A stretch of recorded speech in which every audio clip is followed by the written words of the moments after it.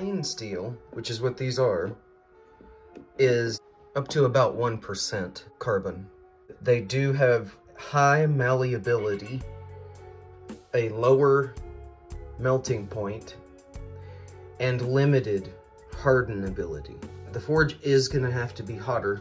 So today I'm gonna reorganize these stones that I've gathered up and set up the forge in a better way. Holy crap, that's ugly.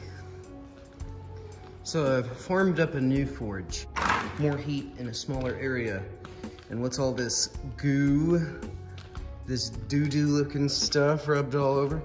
This is ash mud. I actually took ash out of that fire pit that's right out there, mixed it with dirt and water, and apparently the ash helps the mud be more concrete-like when it dries.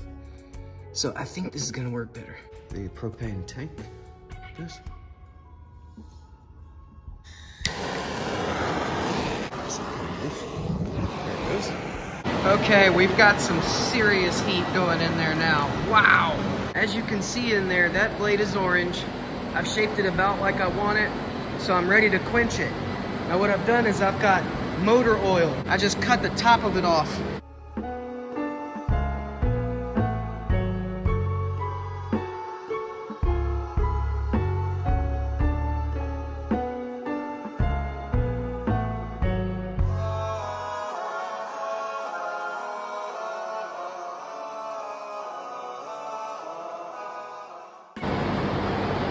So we quenched it in motor oil.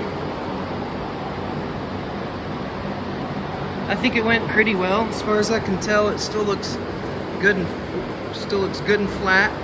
Okay, I just mixed up the epoxy, poured it down inside my little chunk of handle, and got the tang forced down in there really good. So hopefully that'll set well, and then we can start sanding, shaping the wood. We ended up with just a little bit of a hole here that cracked through where the tang is. I filled that with epoxy and then sanded it. I also torched it just a little bit. I was trying to get the wood to show, the wood pattern. I kind of sealed the bottom with the epoxy, and I think I might actually seal this whole top with it too. It's looking pretty cool.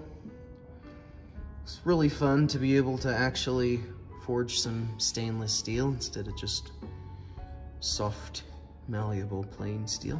This was a lot harder, and I'm still gonna make it look a lot better. I've been sitting here giving it multiple coats of polyurethane on the handle to shine it up, and it's looking pretty good. I feel like every coat makes it even prettier.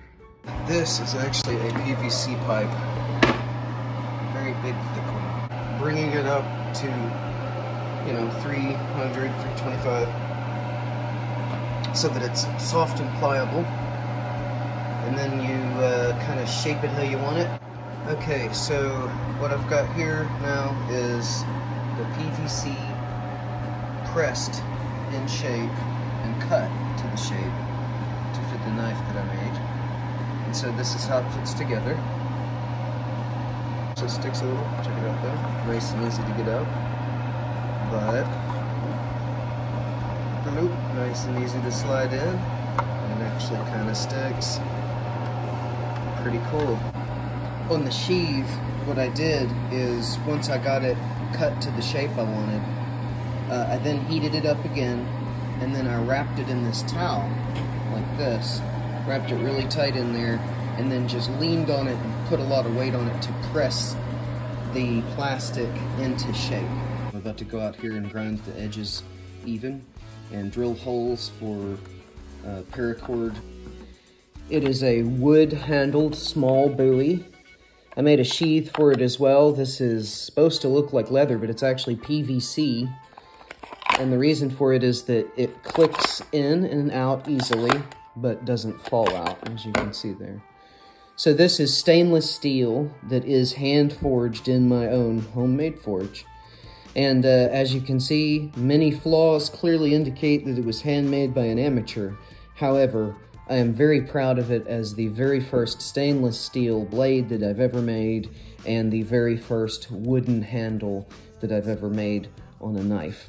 This is sycamore wood. The tang is really long. It's all the way down here, and it's a pretty big tang, and it's a very snug fit.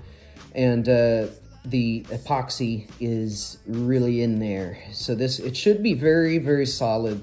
But, you know, I did as well as I could at this time with what I know how to do, and hopefully it is very hard and sharp and retains an edge for a really long time.